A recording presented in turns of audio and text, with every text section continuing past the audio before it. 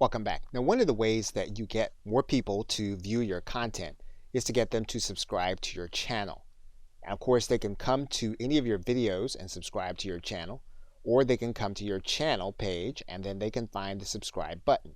We can also give people a persistent link to your subscribe area so that they can subscribe.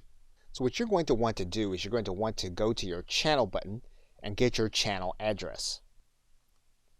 Now, once we have our channel link, what we're going to want to do is we're going to want to make it look like the link that's at the bottom here. So what we're going to do is we're going to take this information and we're going to copy it. And then what we're going to do is we're going to put it at the end of the backslash on our channel.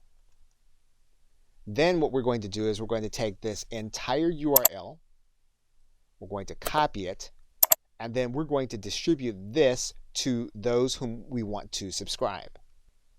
And so once they get this URL, they put it into their browser, and then when they click the link, what's going to happen is they're going to be brought to this page, and then they're going to be asked to confirm their channel subscription. In this video, I'm going to show you how to create, and they'll then be able to confirm. And that is then how you would create your channel link to distribute it to other individuals to subscribe to your channel.